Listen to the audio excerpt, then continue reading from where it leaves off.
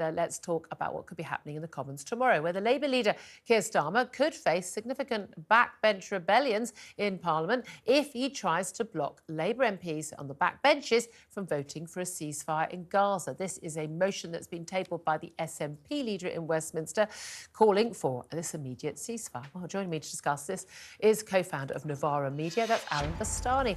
Hello, Aaron. Good afternoon to you, Hello, Aaron. Julia. You can hear me. Great, lovely. Thank you for joining us. I think the first thing we must, stress is that Benjamin Netanyahu and the Israeli government, the leaders of the Israeli Defense Forces, and of course Hamas leadership in Qatar, and indeed fighters on the ground in Gaza, they are all waiting with bated breath for the outcome of this SNP motion and how many backbench Labour MPs will or won't support it, aren't they? I mean, is this vote, first of all, just virtual signalling grandstanding by, frankly, people who don't matter in this conflict? Well, I'm surprised to hear you do the country down, Julia. Britain is still a major power. It's still a member of the Security Council. It has nuclear weapons. It's home to one of the world's largest military arms exporters, BAE Systems. So it matters. I mean, it's not the United States. It's not China. But it's an upper middle power. And it's certainly important in the global stage. And I think certainly the Americans would mind if on issues of foreign policy, the UK started voting and going in a different direction. You know, we've seen that already. Historically, the Five Eyes, Canada, Australia, New Zealand, UK, US, traditionally, they agree on this stuff. And actually on this particular issue of Gaza right now, the need for a ceasefire, Australia, New Zealand, Canada going in their own direction. So for the UK to also be doing that, that would be significant, Julia. Well, yeah, I don't would think it should be the understated. UK doing that? Because this would be, you know, not the majority in Parliament. It's very unlikely that we'll see a majority for this motion posted by the SNP. This would be, you know, opposition MPs giving their say. Do you think that the Americans would take that seriously, or anyone involved in this? Is it going to have genuinely any real impact? Well, if there was a motion that won to affect a ceasefire, yeah, I think it would have an impact. Now, the question is, will it win? That you're then creating a collective action problem. I will only vote for something if it wins. There's clearly going to be a sizable rebellion from the Labour benches. Lib Dems will clearly vote for it. The SNP will clearly vote for it. The Tories, who still, despite everything, have a huge majority because, of course, of 2019, will vote against it. And I presume some Labour MPs will too. Hence the big debate around Keir Starmer. And as an ancillary point to that, of course, this gentleman could be the next Prime Minister. And so we're going to have some indication of the country's policy on this, potentially by the end of the year, early next year. And who knows, the conflict may still be raging on. So it definitely is important and gives us an indication of the kind of foreign policy we're likely to see under Keir Starmer, should he enter number 10, which isn't certain, but looks increasingly likely. Well, indeed. I mean, I'd say lots of people thinking that is pretty much, you know, baked in now. And again, I'm with you. You know, you can never say anything for certain so far away, depending on when that election date is. But I mean, there is some talk that Keir Starmer is sort of trying to soften his stance. That he knows he's faced a big backlash, and we saw this issue. It's raised its head. And let's not talk about that. Don't name the candidates, but in Rochdale, where there's a by-election next week, all the major parties and many independents standing, of course. Issues over, you know, the Gaza issue being brought up. Anti-Semitism, all of that. And we see once again Keir Starmer walking this tightrope, trying to say and do the stuff which he knows makes him look like a statesman, saying the right stuff, but also placating backbenchers in his own party. How difficult a tightrope is that for him to walk? Well, I think so far he's not placated actually many people. You know, Jess Phillips, for instance, felt compelled to leave the shadow front bench the last time this happened. There were around 60 people dissenting against the three-line whip. It created a political headache for him. So I wouldn't be so sure. I mean, the thing that really matters for Keir Starmer, obviously, is getting into number 10. And what's inarguable, I think, is that the dissent he's getting from members, the electorate on this issue, which is significant, particularly amongst the Labour vote, is not going to stop them entering number 10. If it was, I think he probably would change his mind. However, we also have local elections in May.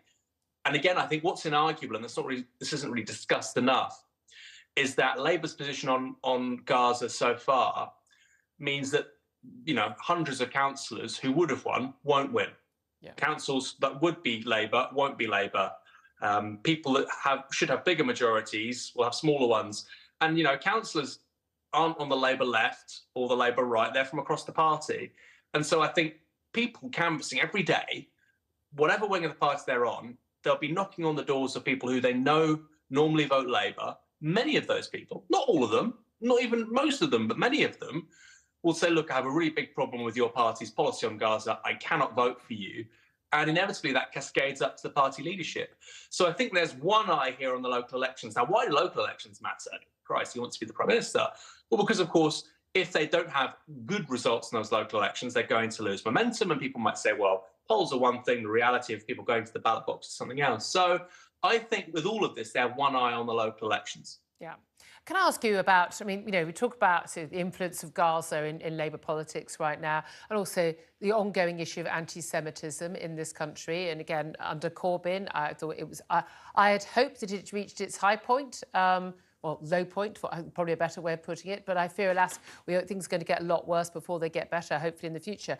But do you not think it is a matter of concern that in places like, say, with the Rochdale by-election coming up next week and other by-elections and local elections, that the issue of Gaza, somewhere thousands of miles away, that should be such an important issue in those elections when people in this country are genuinely struggling with the cost of living, NHS waiting lists, issues around uncontrolled immigration, law and order, schools failing, you name it, all the things that we're dealing with.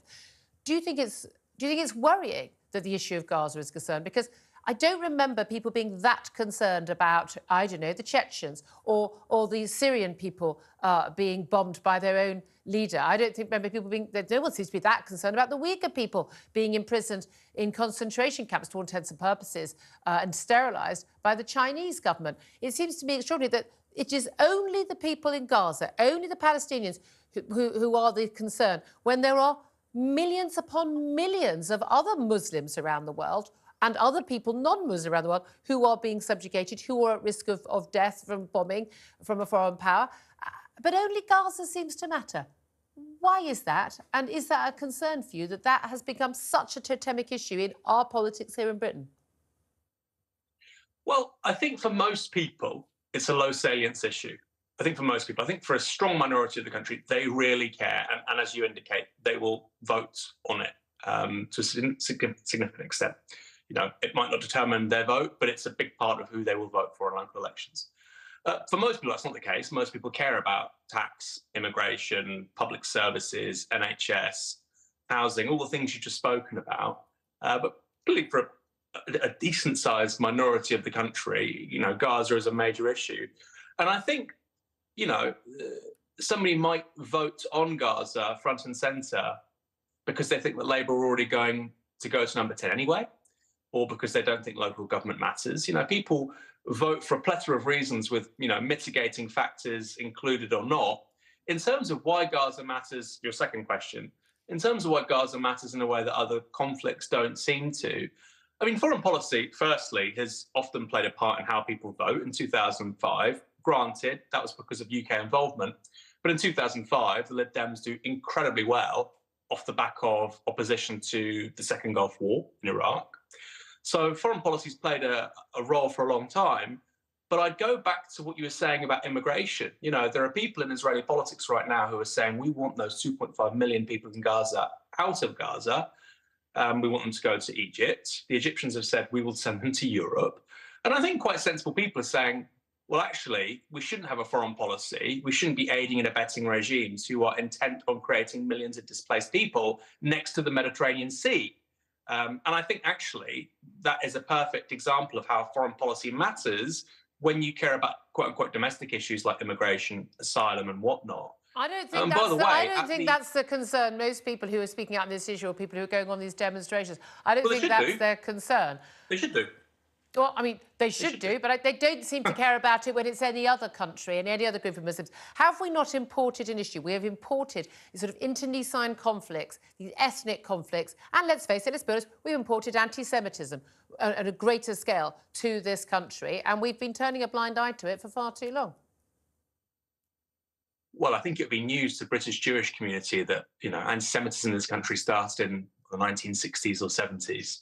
I can assure I you, don't I think lived that's in true. No, I've spoken to many of my Jewish friends who I knew in North London in my teenage years, and they've all said, without exception, they had no recollection of experiencing themselves any anti-Semitism, any fears for them, never being told, don't let anyone see what you go to a school which is clearly a Jewish school, or you know, or not, but boys not wearing the skull cap. They didn't experience any of it. It was on a tiny, tiny scale. What was happening? Always bad. One is too many.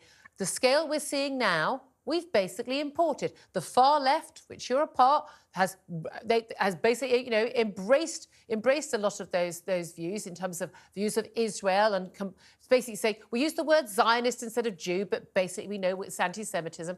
This has been imported, and it is being basically pandered to by the left of the Labour Party, and indeed I would say by a lot of moderates in the Labour Party, for votes from Muslim communities who've basically brought these views in with them.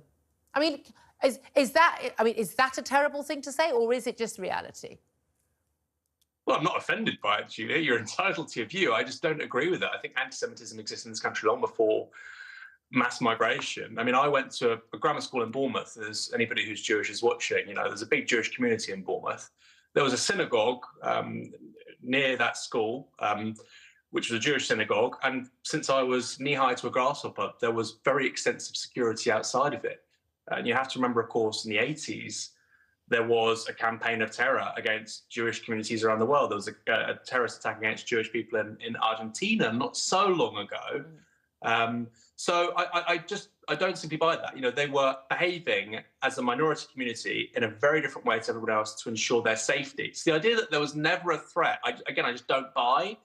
You know, like I say, I was at a school where there were lots of Jewish kids. There was loads of anti-Semitism. It wasn't good. It was awful. But the point is, it's not new.